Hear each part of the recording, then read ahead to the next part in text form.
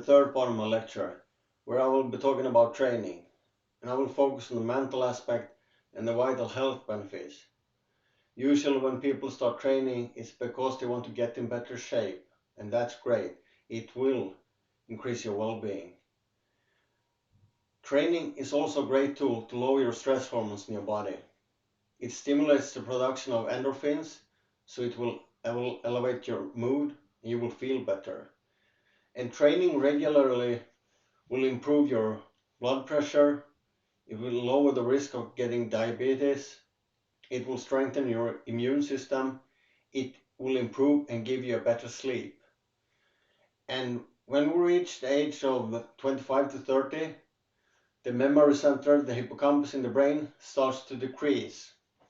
And science has shown that training regularly stops that decreasing, and in some cases even start to increase it. So it's like a magic pill for youth, for our brains. Training is also a great medicine for depression, and science has shown that for light depression, medium light depression, training is as good as the medication for it. And what happens when we train is that we develop a protein in our brains that is called BDNF. It's a protein that's developed only through training. You can't eat anything or take a magic pill for it. It's only through training. And it's not just one training session. You have to train regularly to get the benefits. And BDNF, the protein, it strengthens the brain. It strengthens the central nervous system. It strengthens the hippocampus and other vital parts of the brain. It will improve your cognitive functions, your memory. You will have easier to learn new things. And it's a major factor in depression. And the amount of training that's required is training 3 times a week, 30 to 40 minutes each time, about 70% of max heart rate. And that can be enough, too much for a beginner. So it's important to start at your own level, because many times when people hear some kind of, you have to train like this or like that to achieve this, people start at the recommended amount, but you have to start at your level, at your fitness level, because it's impossible to reach it if the training is too hard. And the strongest predictors of heart disease and vascular disease we have in society today is VO2 max, oxygen uptake capacity, and a healthy level is 35 milliliters per kilo per minute. And if you're untrained, maybe overweight, you're not very active, the chances are that you're below 35. And if you're that, it's very hard coming home from work and trying to do some kind of training because you don't have the energy for it. But it doesn't mean that you can't reach that level or above. I'm gonna try to give you some tips on how you can make a program for yourself. And I'm gonna teach you the exercise zones. It's a heart rate zone chart that's really good so you don't overtrain. And it's 5 zones divided, and the zone 5, it's max effort, 90 to 100%, very hard. Max time for training is 5 minutes. Zone 4, 8 to 9%, anaerobic, really hard, that one too. Not as hard as max effort, but you will feel lactic acid when you train in that zone. And the time is 2 to 10 minutes. Zone 3 is aerobic endurance. You train it for 10 to 40 minutes. And the zone 3 is, because if you don't have the access to a heart monitor, you can go by feeling. So these two, they are really hard. You will feel lactic acid. In the zone 3, it's moderate.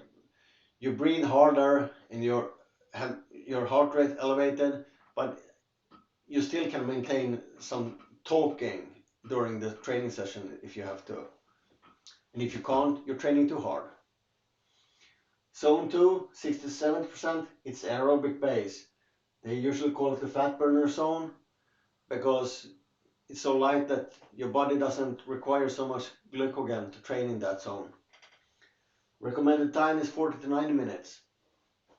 And then we have the easy recovery or warm-up. That is really easy. It's like window shopping.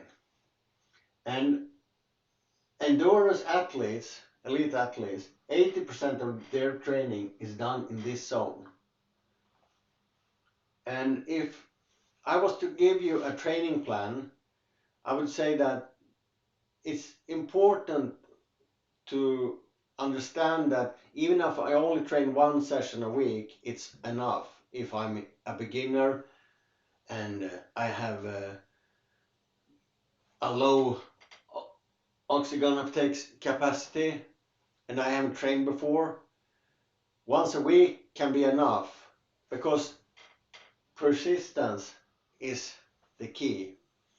If you have a plan where you're going to train, people come to me and they say, oh, I have this training plan, I'm going to train 4 times a week, and they haven't trained before, the chances are they're not going to continue with that program because they will do 3 or 4 sessions and then they are exhausted, so they don't continue anymore. It would be better to do that one session, you do that once a week for an entire year, and that's better. And if I'm gonna give you a tip, if you're gonna do some kind of program, I say this: do like a 9-week program. The 3 first weeks you do 1 session. The upcoming 3 weeks you do 2 sessions, and the 3rd cycle you do 3 sessions.